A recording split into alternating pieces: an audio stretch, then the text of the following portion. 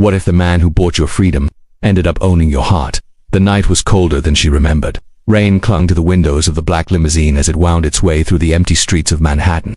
Inside, Alara sat in silence, her fingers tracing the faint outline of her engagement ring. A ring that wasn't meant to mean anything. Not love, not promise, just business. 2 hours earlier she had been standing in a cramped apartment with eviction papers on the counter and a mother fighting for her life in a hospital bed across town. The world had shrunk into a single desperate choice: sign a contract, or lose everything.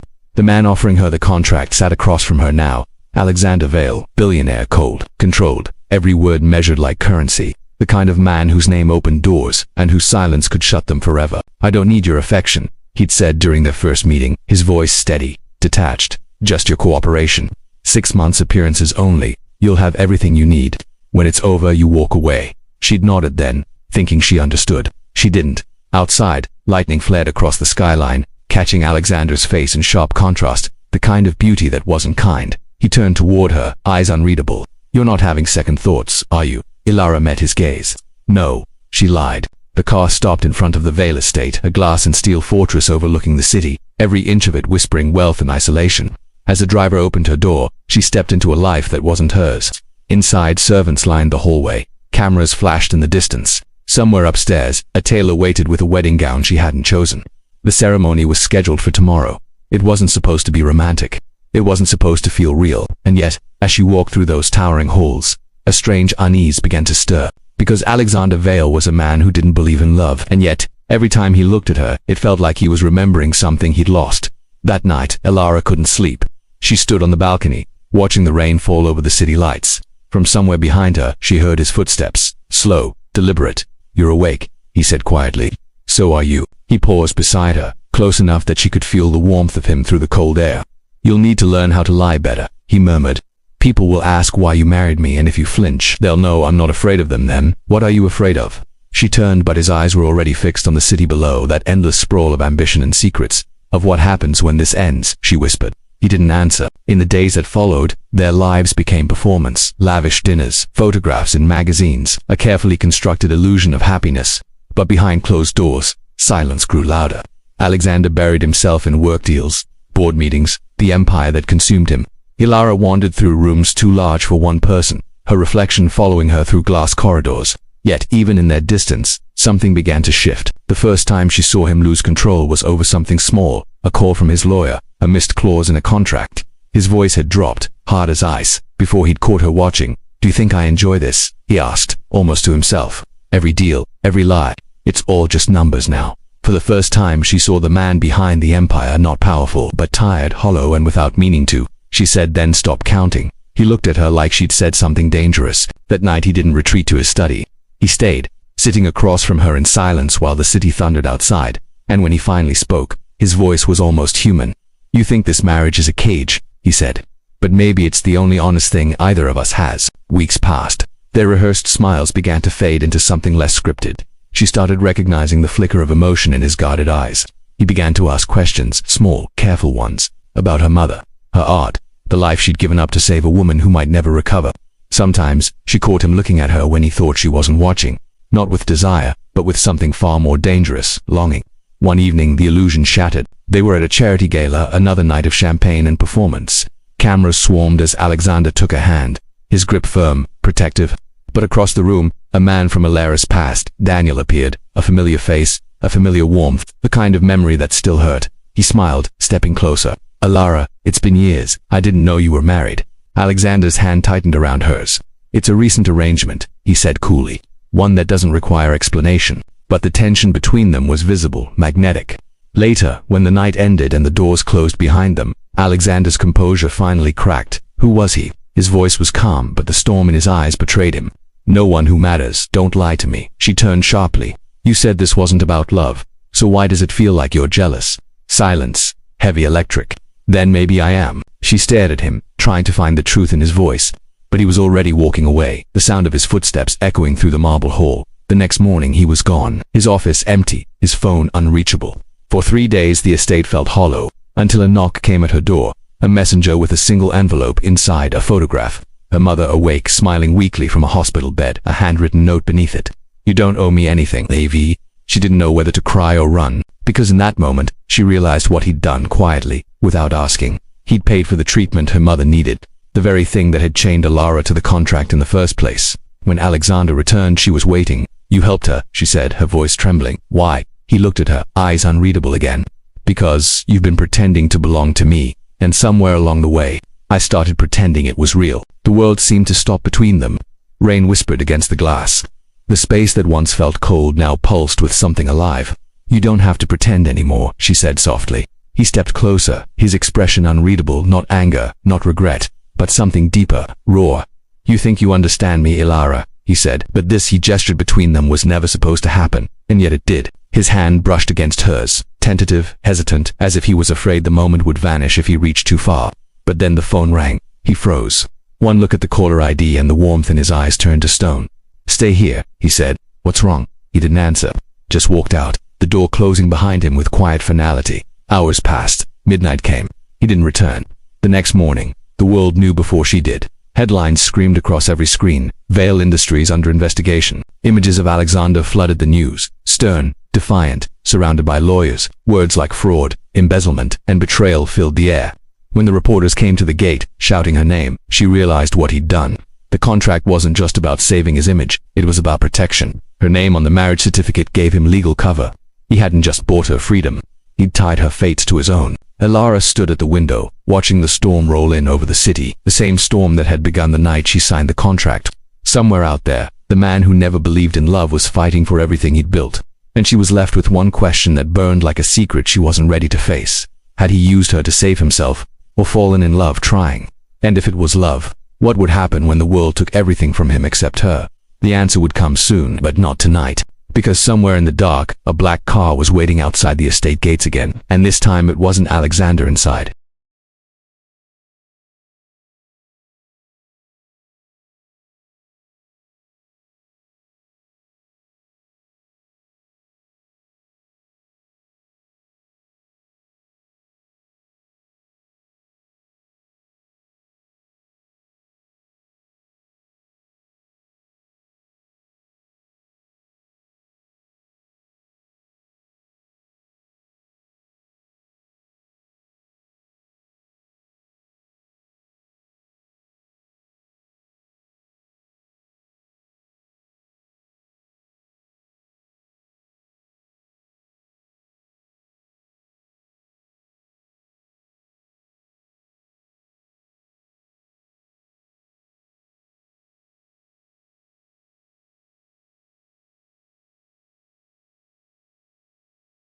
The headlights cut through the rain like blades of light, scattering shadows across the Vale estate gates. Alara stood frozen at the top of the steps, her pulse echoing in the silence that followed the engine's low hum. The car door opened. A man stepped out, tall, sharp suit, eyes hidden behind the reflection of stormlight. "Mrs. Vale." His voice was steady, professional. "To calm, yes, I'm Agent Monroe. Federal Bureau of Investigation." Her breath caught, the words hung heavy between them, heavier than the rain. He handed her an envelope, sealed with the insignia of the Department of Justice. "This is a summons. We have questions about your husband's recent transactions. I suggest you get a lawyer." She took it, her fingers trembling. "He's not here." The agent's expression didn't change. "We know he's been detained." The door closed and the car vanished into the storm, leaving her alone under the echo of his words. Detained. Alara didn't remember going back inside, only the cold marble beneath her feet and the sound of thunder crawling through the walls. Somewhere deep in the house, the clock ticked slow, indifferent. She thought of Alexander's face the last time she saw him. The look in his eyes, not guilt, not fear, but something else, like a man who knew exactly what was coming. That night, she opened the envelope. Inside was a file, numbers, statements, signatures, her name among them, dozens of transactions she'd never seen, approvals bearing her forged signature. It wasn't just his empire under investigation. It was hers now too. For the first time since their marriage, she realized what it truly meant to be tied to Alexander Vale, not just in name, but in consequence. The next morning, the estate was crawling with journalists. Drones hovered above the gates, cameras flashing against the rising sun. Headlines screamed betrayal, scandal, collapse. She didn't hide. She walked past them, head high, the image of composure he'd taught her to wear. But inside, her world was collapsing in quiet fragments. At the hospital, her mother was awake, frail, but smiling. The news hadn't reached her yet. "Is he treating you well?" she asked, her voice soft. "You look tired." Alara smiled, forcing warmth into her tone. I'm fine, Mom. He's kind. The word felt strange now, because kindness wasn't what Alexander had given her. It was protection wrapped in control, affection tangled with secrets. And yet, despite everything, she couldn't hate him. That night, she went back to the estate alone, silent. The city lights blurred through the windows like memories dissolving in water. She found herself in his study, the one room she'd never been allowed to enter freely. Now it was unlocked. The air smelled faintly of cedar and ink. Papers littered the desk, contracts, ledgers, notes written in his precise, elegant handwriting. But one envelope stood apart, sealed with her name. She hesitated, then opened it. If you're reading this, then I've already done what I had to. Don't believe everything they tell you. Not yet. There's more to this than money. You'll find the truth in the files I left behind, and when you do, decide for yourself who I really am. Below the letter, a key. Small, silver, engraved with the initials AV. The key led to a hidden drawer beneath the desk. Inside were 3 things: a flash drive, a photo, and a single gold ring, older than their marriage, simple, unpolished. The photograph was of Alexander as a child, standing beside a woman whose face mirrored his own. Same eyes, same calm defiance. His mother, she realized, and in the background, a building she recognized instantly. Vale Industries headquarters, but not as it was now, burned, ruined. She remembered the story, a fire that had destroyed part of the Vale archives years ago. The same tragedy that had made Alexander heir to everything. She inserted the flash drive into his computer. Files opened like a confession. Documents showing money transfers not to offshore accounts, as the news claimed, but to anonymous recipients, charities, hospitals, research programs under different names. He wasn't stealing, he was covering something up.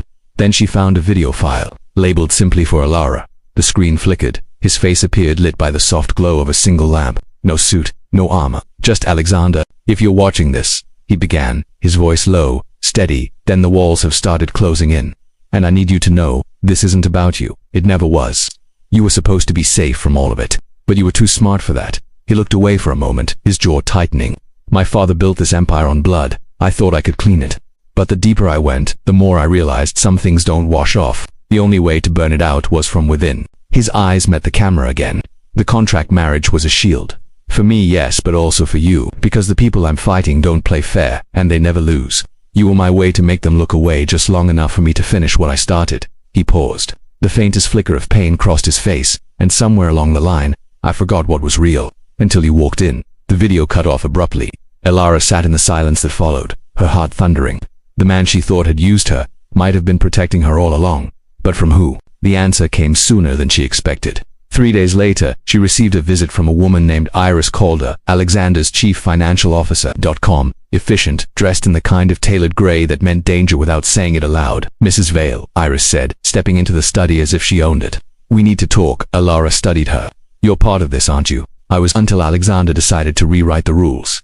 What does that mean? Iris walked to the window, watching the rain streak down the glass. Your husband was about to expose the Vale board for laundering government contracts. Billions in hidden accounts. He went rogue. They framed him before he could finish the job. Alara felt the ground shift beneath her, so he's innocent. Iris turned, her eyes sharp. Innocence doesn't exist in our world, but he's not what they're saying. And now, you're holding the only proof that could destroy the people who took him down. Alara glanced toward the desk where the flash drive lay. Iris followed her gaze. Be careful. If I could find you, so can they. Why are you telling me this? Because he asked me to. He said if anything happened, I was to help you disappear. Alara's throat tightened. I'm not running. Iris sighed, a ghost of admiration in her expression. Then you'd better start fighting. Just know this, the man you married might have started a war he can't win. When Iris left, Alara made her choice. She packed a single suitcase and took the flash drive, leaving the mansion that had once felt like a prison outside. The city moved like a restless animal, restless, unpredictable.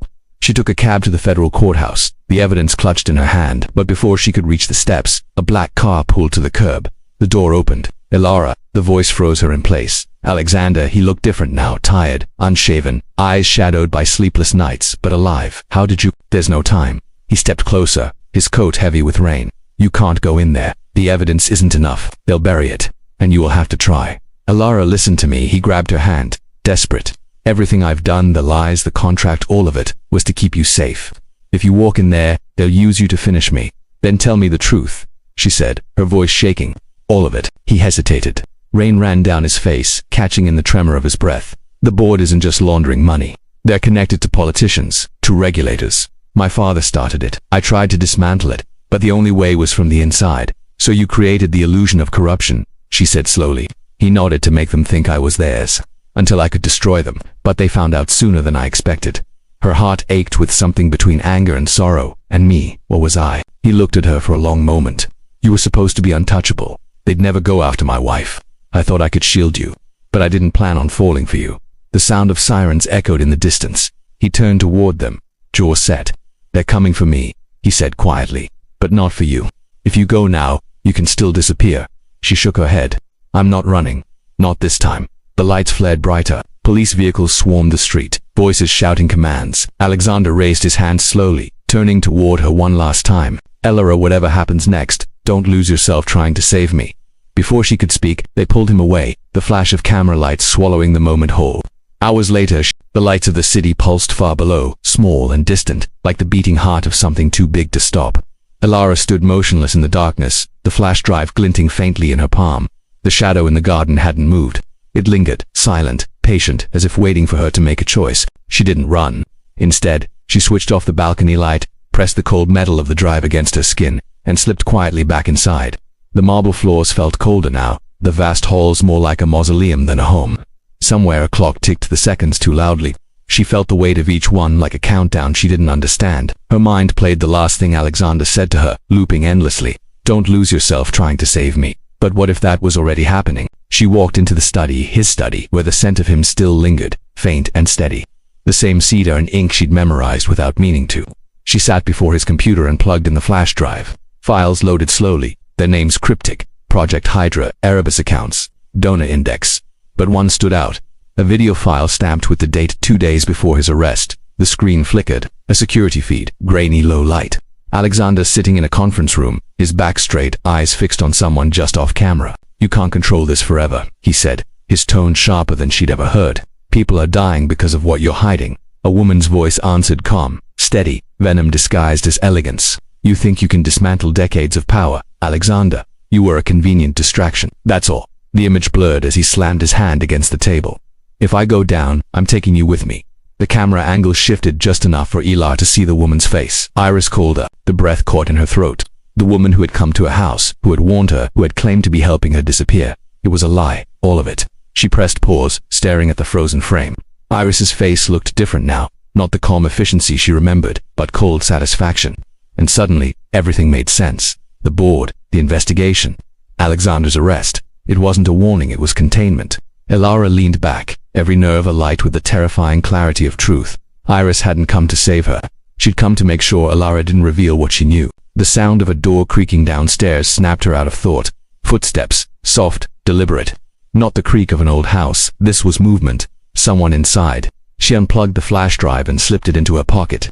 The footsteps drew closer, echoing through the hall. She moved quietly, barefoot, her shadow sliding along the wall. Then a voice, low, measured, almost gentle. Elora, her breath stilled. Iris, I know you've seen the files. Iris continued, her voice echoing faintly from the hall. I told you not to get involved, but you didn't listen. Elora ducked behind the doorframe, pulse hammering. She could see Iris's silhouette reflected in the glass cabinet standing by the staircase, a gun glinting faintly in her hand. I don't want to hurt you, Iris said. You have something that doesn't belong to you. Give it to me, and this ends quietly. Elora stepped out from the shadows, forcing calm into her voice. You lied to me.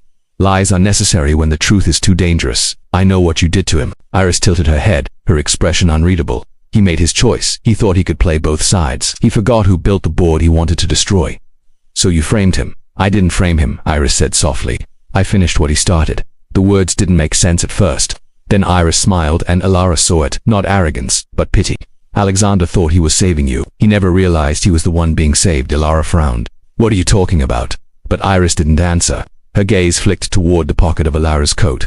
Give me the drive. Elora hesitated just long enough for Iris to notice. The woman's finger tightened on the trigger, but before she could move, a noise split the air, the sound of shattering glass. Iris turned sharply. A dark figure had broken through the side window, a blur of motion and purpose. 2 shots rang out. One hit the wall, the other the floor beside Elora's feet. Elora, run. It was a man's voice, rough, breathless, familiar. Alexander. For an instant she couldn't move. He was supposed to be in custody. But there he was, bleeding from a cut on his arm, eyes burning with the same impossible determination she'd fallen for. Go, he shouted again. She ran. They sprinted through the corridor as the sound of gunfire tore through the walls.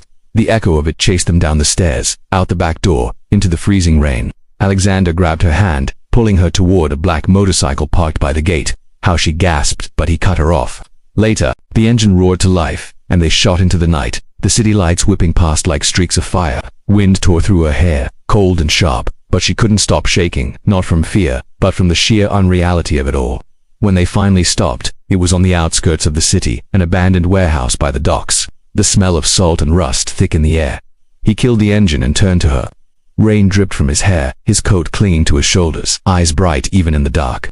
"You shouldn't have stayed," he said. "You shouldn't have come back," she fired back, voice trembling. "They said you were arrested." "I was," he said, "until someone inside owed me a favor." She stared at him, disbelief and relief warring inside her. "You were right about Iris." He nodded. "She's been running the operation behind the board for years. My father trusted her more than anyone. When I tried to expose them, she made sure I was the one who looked guilty." Alara handed him the flash drive. "Then this is what she wanted." He took it, studied it, then looked at her with something like guilt. "This isn't just proof, it's leverage. Files on every politician, every partner they bought. It's enough to destroy them and everyone tied to them." "Then let's use it," she said. He shook his head slowly. "Once we release this, there's no going back. They'll come for you, Alara. They already know you have it." She met his gaze, voice steady now. "You think I care about safety anymore?" He exhaled, the faintest smile breaking through his exhaustion. "You've changed." "You did that?" she said quietly. "You made me see what power really looks like." The moment lingered, fragile, suspended between what they were and what they'd become. The storm outside softened into a slow drizzle, the sound of water tapping against the metal roof. He reached out, brushed a strand of hair from her face. "You still have time to walk away." "I won't." Something in his expression shifted, a quiet surrender. "Then we finish this together." For a long moment there was nothing but silence, the kind that feels like a decision being made without words. Then Alexander inserted the flash drive into a laptop. The screen came alive with lines of encrypted code, lists of names scrolling like a digital confession. As the data uploaded to an anonymous cloud, a small red notification appeared on the corner of the screen. A hidden message, one Alara hadn't seen before. She clicked it. The video opened. It wasn't of Alexander this time, it was of her surveillance footage. Dozens of clips, her at the hospital, at the mansion, standing on the balcony. Every moment recorded, time-stamped, catalogued. Her stomach turned cold. "They were watching me." Alexander's face hardened. "Not them, me." She looked up, disbelief cutting through her voice. "What?" He didn't flinch. "After our wedding I had you followed. I told myself it was for your safety, but it wasn't just that. I needed to make sure you wouldn't betray me." The confession hit her like a blade, quiet, clean, devastating. "You didn't trust me," he swallowed. "At first, no, I couldn't afford to. Everyone in my life had a price, and I didn't know what yours was yet. And now," she whispered. He looked at her, not the billionaire, not the strategist, just the man beneath the weight of everything he'd built. "Now I'd give everything I have to earn that trust back." The rain fell harder outside. She turned away, her reflection fractured in the laptop screen, a woman caught between anger and understanding. The upload reached 98%. Then the screen froze. An alert flashed. Remote access detected. Alexander's expression changed instantly. "They found us." The warehouse lights flickered. A hum of engines grew louder outside. Dozens of headlights flared in the darkness, vehicles surrounding them. He grabbed her hand. "We're out of time." Alara looked at the laptop, 99%. "Let it finish," she said. "Alara, let it finish." The doors burst open. Armed men flooded in, their movements sharp, precise. At the center of them, calm as ever, was Iris Calder, her coat immaculate, her expression untouched by the rain. "You really should have taken my advice," she said, her voice almost kind. Alara stepped forward before Alexander could stop her. "You wanted the truth buried, but it's too late." Iris glanced at the laptop, then back at her. "You think you've won. That upload isn't sending the truth anywhere useful. We control the network. You just handed us everything." Alexander's eyes widened. "No." He lunged toward the laptop, but before he could reach it, one of the agents fired. The sound cracked through the air, shattering the moment in half. Alara screamed. The laptop hit the floor. The upload bar vanished. The lights went out. When the emergency backup kicked in seconds later, Iris and her team were gone. So was the flash drive. Alexander lay slumped against the wall, a shallow graze across his shoulder, blood mixing with rain. He looked at her, pain, exhaustion, and something deeper. "They didn't take everything," he said weakly. "There's another copy somewhere, they'll never look." "Where?" she whispered. His voice was barely audible. "In the one place they can't reach, where it all began." Her pulse raced. "The Veil Archives," he nodded, eyes closing briefly. "The fire. It wasn't an accident." Lightning flared through the open doorway, illuminating the wreckage around them. Alara stared into the storm, realization slowly dawning. The past wasn't destroyed, it was hidden. She turned back to Alexander, rain streaking her face like tears. She hadn't noticed. The road to the ruins was long and nearly silent. The rain had softened into mist, a ghost of the storm that had chased them through the city. Alara drove, her hands gripping the wheel, the faint hum of the engine the only sound between them. Alexander sat beside her, his shoulder wrapped in torn fabric, eyes half-lidded but awake, scanning the horizon like a man who could never stop calculating the next move. The Vale Archives lay outside the city, a forgotten property hidden beneath vines and decades of ash. Once it had been a symbol of power, a grand glass structure filled with secrets the public never saw. Now it stood in ruins, its skeleton visible against the dawn light, broken windows yawning like hollow eyes. As they approached, Alara slowed the car. The air smelled of earth and charred metal. The fog curled low to the ground, clinging to the rusted gates. "This is it?" she asked quietly. Alexander nodded.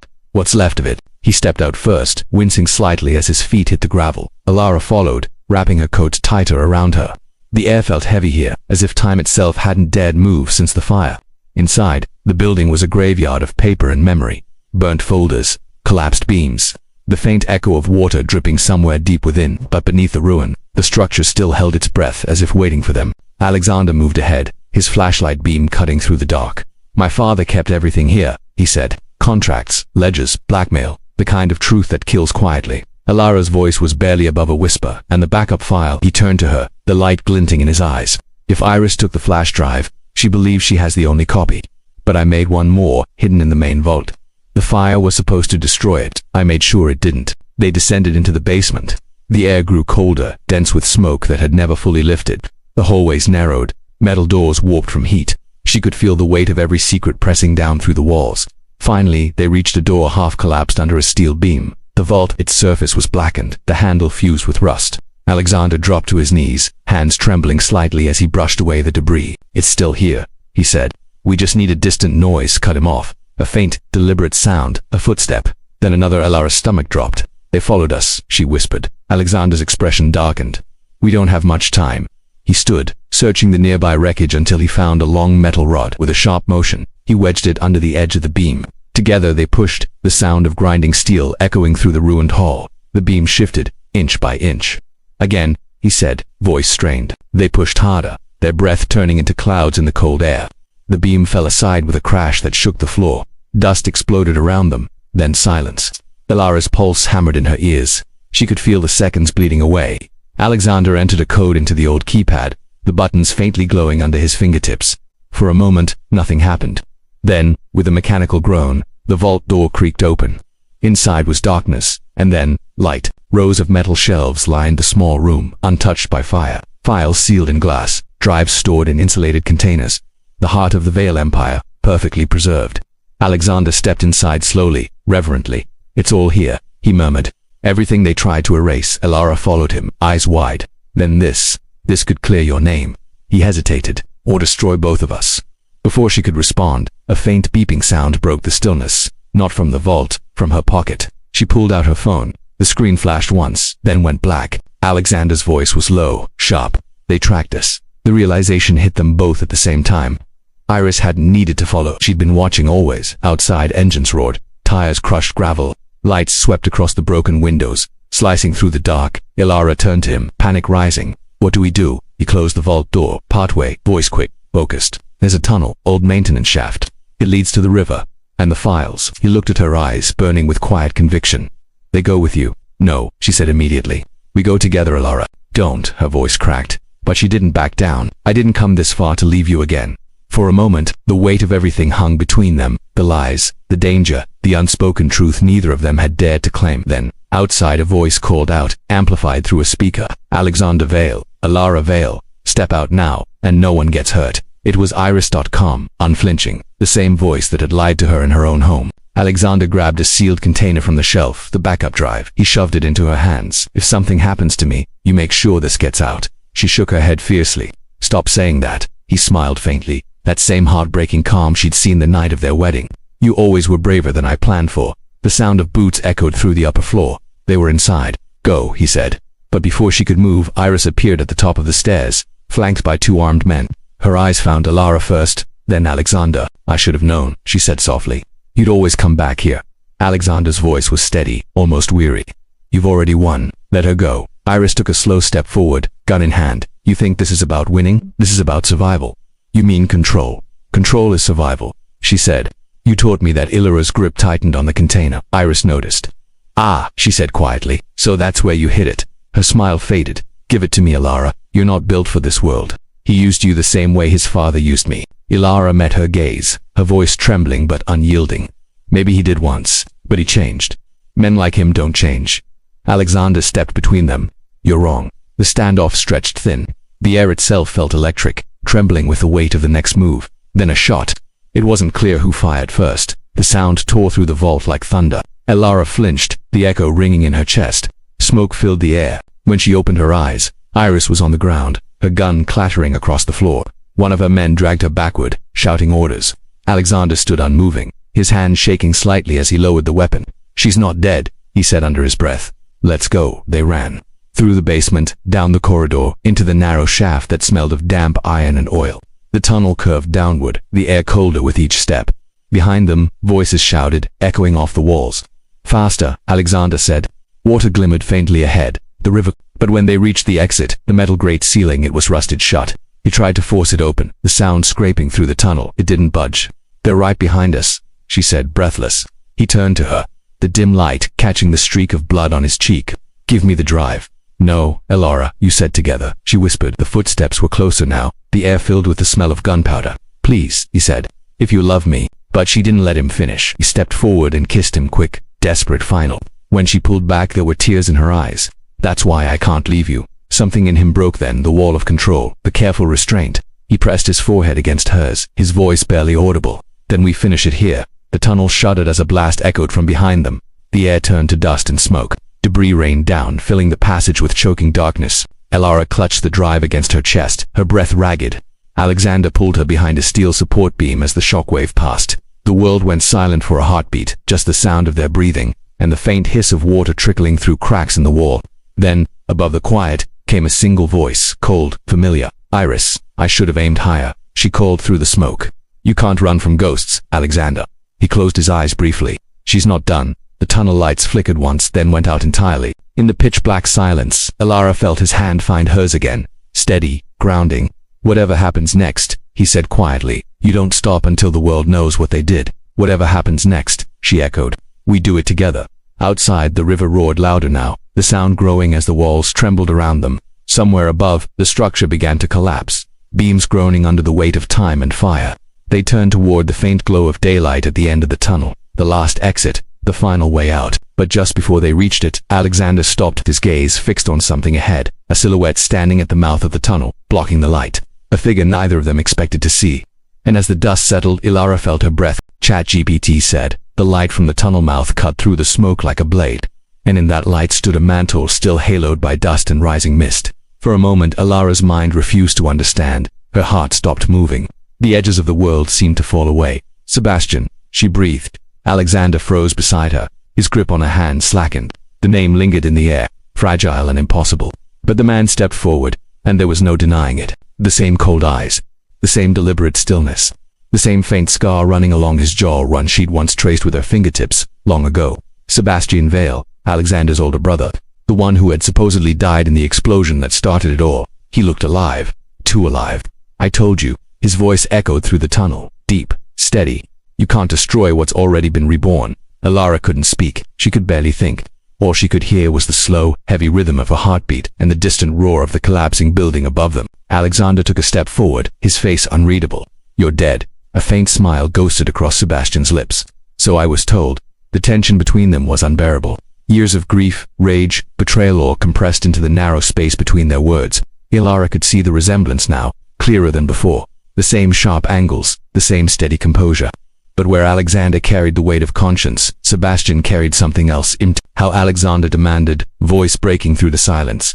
Your body was found burned beyond recognition," Sebastian said softly. "Easy to stage when you have the right friends. Easier still when your enemies want to believe you're gone." He took another step closer, and Ilara instinctively moved in front of Alexander. Sebastian's gaze flicked to her, and something unreadable passed through his eyes. "You shouldn't have come back, Ilara. You were free. I made sure of it." She felt the words like a slap. "You made sure. You planned this." "I planned everything," he said simply. "From the moment Alexander married you." The air went still. Even the dust seemed to hesitate. Alexander's voice dropped to a whisper. "You arranged our marriage." Sebastian nodded. "Father's will demanded an heir and a merger. I gave him both in paper. But I needed someone who could see beyond the contract. Someone who could control you. Ilara's eyes widened. Control me? Sebastian's tone was detached, clinical. You were never supposed to love him, Ilara. You were supposed to keep him predictable, contained, while I cleaned up what our father left behind. The words struck like shards of glass. She looked at Alexander, searching his face for denial for something human, but all she saw was devastation. That's why you disappeared, Alexander said. You let the world think you were dead so you could pull the strings from the shadows.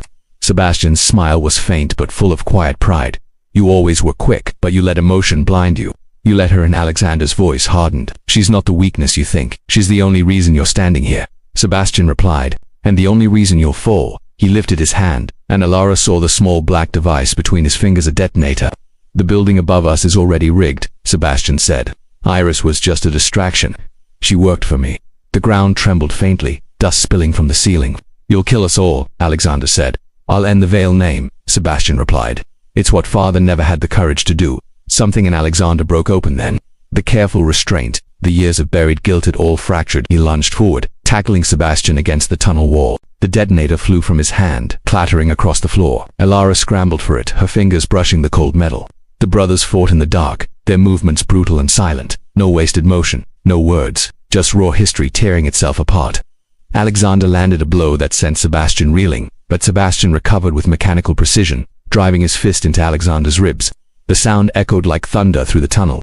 Everything you built, Sebastian hissed, was a lie. Then I'll end it my way, Alexander spat back. Ilara reached the detonator, clutching it to her chest. She could feel its weight, the power to end everything or save it. But her hands trembled. She couldn't tell which choice was right anymore. Sebastian saw her move and turned toward her. Give it to me, Ilara. You don't know what that triggers, neither do you, she said. Don't be naive, he snapped. You think love will save him? You think any of this is about love? She met his gaze steadily, her voice quiet but unwavering. It's always been about love. You just never learned what it meant. That moment of hesitation was all Alexander needed. He struck, grabbing Sebastian and forcing him to the ground. The struggle twisted dangerously close to the ledge where the tunnel floor dropped into the rushing river below. The detonator slipped from Ilara's hands, skittering toward the edge. Time slowed, the air filled with echoes of thunder, fire, the ghosts of everything they'd lost. Then Sebastian lunged for it. Alexander caught his arm, pulling him back. Don't. But Sebastian's other hand found the switch. A flash of satisfaction crossed his face, cold and final. The tunnel erupted in a roar. The ground heaved. The ceiling split open. A rush of flame and light swallowed the darkness. Ilara was thrown backward, hitting the wall. Pain exploded through her body, her vision a blur of color and smoke. She saw Alexander reach for her, his face illuminated by fire, then everything went black. When she opened her eyes, there was silence. The roar had faded into a low hum of collapsing stone and distant water. The tunnel was half submerged, light flickering through cracks in the walls. She tried to move, her leg throbbed, but she forced herself upright. Alexander, she called, no answer. Alexander, her voice echoed through the ruins, swallowed by the sound of dripping water, then movement, a shape in the smoke. He emerged from the rubble, limping, his face streaked with blood and soot. Relief surged through her chest. She ran to him, tears blurring her vision. You're alive. He smiled weakly. So are you. But behind him she saw the ledge, the drop into the river below, and clinging to the edge, half conscious, was Sebastian. Don't, she whispered. Alexander turned. The light from above caught his brother's face, pale, desperate, still human. Help me, Sebastian rasped. For a long, trembling moment, no one moved. Alexander stood between them, torn between justice and mercy. You tried to kill us, he said quietly. I tried to free us, Sebastian gasped. You don't understand. Father's debts, they'll come for her next, for both of you. You can't stop what's already begun. Alexander knelt beside him, the old ache of brotherhood flickering across his eyes. You could have told me, he said. You could have trusted me. Sebastian coughed, his grip slipping. You were never meant to lead. You were meant to survive. For a heartbeat, Alexander hesitated. Then, with quiet finality, he reached out and caught Sebastian's wrist, pulling him up from the edge. The two brothers locked eyes, one drenched in firelight, the other in shadow. And for the first time in years, there was no hate between them, only exhaustion. But as soon as Sebastian found his footing, he shoved Alexander backward, shouting, You'll never understand what must be done. He reached for the detonator, again half broken, sparking. Alexander reacted faster. A single motion, a blur of movement, a gunshot. The sound was small compared to the collapse. Sebastian staggered once, his expression unreadable. Then he fell backward into the dark, swallowed by the river below. The silence afterward was unbearable. Ilara moved toward Alexander, her hand trembling as it found his. It's over, she whispered. He shook his head slowly. No, it's just beginning. Above them, the last of the building gave way. A shaft of light poured down, golden and fractured like sunlight breaking through storm clouds. They climbed out together, emerging into the dawn. The city stretched before them, quiet, untouched by the fire that still burned behind them. For a long moment, they stood there in silence. The air smelled of smoke and river water. Alara turned to him, her voice barely audible. "You knew he was alive, didn't you?" He looked at her, eyes distant. "I suspected, but I didn't want to believe it." She nodded slowly. "What happens now?" Alexander's gaze shifted toward the horizon. "We finish what he started, but differently. No more contracts, no more lies." He took the drive from her pocket, turning it over in his hand. "This isn't just our story anymore. It's everyone's. It has to be told." The wind lifted her hair, carrying the smell of ash away. For the first time, she could breathe. "Then we tell it," she said. He looked at her, and there was something in his eyes tender, unguarded, real. "Do you still think love was part of the contract?" he asked quietly. She smiled, tears glinting in the morning light. "No, it was the clause no one could control." A faint laugh escaped him, soft and broken. "Then maybe that's where the real story begins." They turned together toward the rising sun, the ruins of the Vale Empire behind them. The world ahead felt fragile, uncertain, but it was theirs. And somewhere deep below, beneath the river's surface, a faint red light blinked once, then vanished into the dark unnoticed. The past wasn't gone, not yet, but for now, love had survived the fire.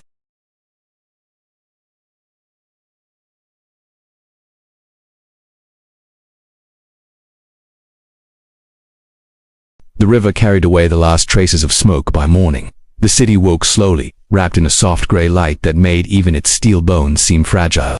From a distance, the ruins of the Vale Archive were little more than a smear of blackened stone against the horizon, proof that some legacies are meant to burn. Alara and Alexander stood on the riverbank, still wet from the climb out, their clothes torn and streaked with ash. Around them, the air was quiet, the kind of silence that comes only after everything that could be said has already been spoken in fire. The water rippled faintly, carrying fragments of wood and paper downstream, pieces of a history too heavy to hold. Ilara's gaze lingered on the surface. "He's really gone," she said softly. Alexander followed her eyes. "He always was," he replied, though his voice trembled just slightly, betraying the ache he'd carried since childhood. Neither of them spoke for a long time. The morning wind brushed against their faces, cool and clean. For the first time in years, Alexander felt the absence of noise, the endless negotiations. The deals whispered in marble corridors, the soft hum of power always just beyond his reach. The empire was gone. His father's legacy, his brother's wall of it, had dissolved into the same silence that surrounded them now. Alara reached into her coat and pulled out the drive, the one that had survived everything: the fire, the betrayal, the river. Its metal casing was dented and scorched, but intact. She held it between her fingers like something sacred and cursed at once.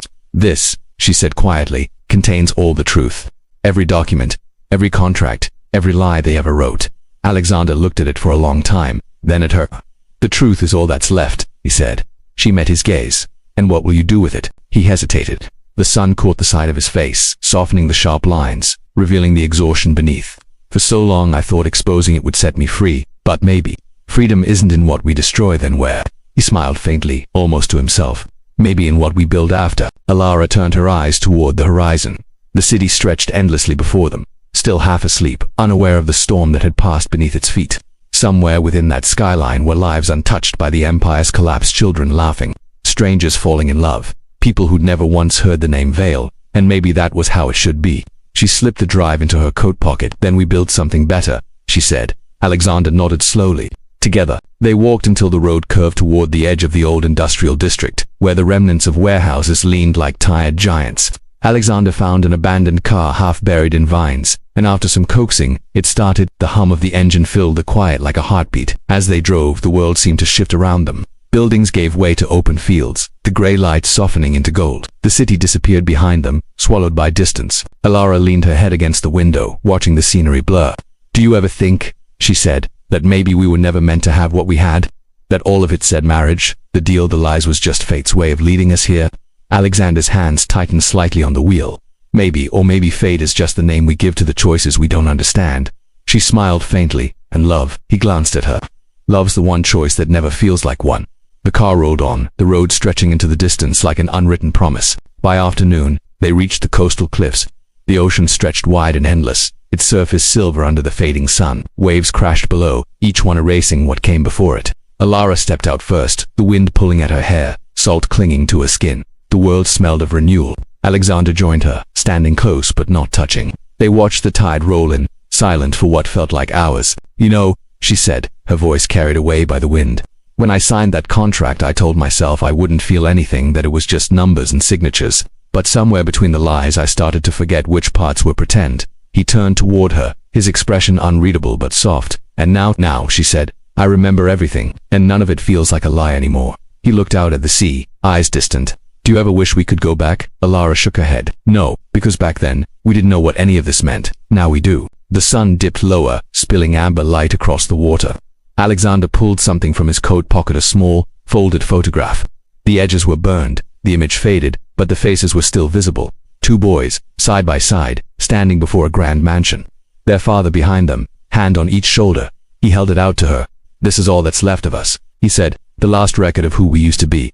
She looked at it, then at him. What will you do with it? He studied the photograph for a long time, then let it slip from his fingers. The wind caught it, lifting it into the air. For a moment it hovered between them, then drifted out over the sea and vanished into the waves. Alara reached for his hand. This time he didn't hesitate. They stood like that, hand in hand, as the sun sank below the horizon and the light turned to blue. The world felt quieter, lighter somehow, as if it, too, was ready to start again. When darkness came, they made their way to a small seaside town, a cluster of cottages and flickering lamplight. The innkeeper didn't recognize them. There were no questions, no contracts, no names exchanged beyond first ones. For the first time in years, Alara slept without fear of waking to find everything gone. In the morning, Alexander found her by the shore, sketching something in the sand with a small stick. Words, faint but deliberate. Love was never the bargain. It was the rebellion. He smiled. You always find the right words. They just come when it's quiet enough to listen, she said, standing and brushing the sand from her hands. He gazed at her, and for the first time, he saw not the woman tied to his past, but the one who could shape his future. Do you ever think, he asked, that maybe the things we destroy are just waiting to be rebuilt into something truer? Alara thought for a moment, the breeze carrying strands of hair across her face. Maybe truth isn't what survives, she said softly. Maybe it's what we choose to carry forward. He nodded slowly, eyes drifting toward the horizon. Then let's carry this. The days that followed blurred into something gentle. They stayed by the coast, far from the noise of cities and empires, where no one cared about the name Vale or the fortune that once dictated their lives. Alexander began writing notes, confessions, the story of everything that had been hidden. Alara painted her canvases filled with light, not shadow. One evening, weeks later, they sat on the same cliff where the sea met the sky. The sun was setting again, the air heavy with the scent of salt and pine. Alara leaned against him, her voice a whisper. Do you think people ever really change? He looked at her, then at the horizon. No, he said slowly. I think they just remember who they were supposed to be. The words lingered between them, carried off by the wind. The tide below rose and fell, erasing the footprints they'd left on the shore earlier that day. The sound of the waves was steady, eternal. And for the first time in what felt like a lifetime, there was peace. Later, as the stars appeared one by one, Alara asked, do you think they'll ever know the truth about your family, about all of it? Alexander's hand found hers again. Maybe one day, but not from us. She smiled faintly. No headlines, no exposures, just a story, he said, told quietly. About a man who had everything and a woman who taught him what it meant to have something real. And what happens to them in the end, she asked. He looked at her for a long time before answering. They stopped running. The stars shimmered above, reflections dancing across the waves. Somewhere in the distance, the faint red light beneath the river flickered one last time and went out completely. Whatever ghosts were left in the ruins had finally drowned. Alara rested her head on his shoulder. Maybe love isn't about saving someone, she murmured. Maybe it's about standing beside them while everything else falls away. He smiled, eyes closed. Then we've done it right. The night deepened around them, soft and infinite. The wind carried the last traces of smoke out to sea, leaving only the scent of salt and the quiet hum of life beginning again. Somewhere, beyond the sound of the tide and the whisper of the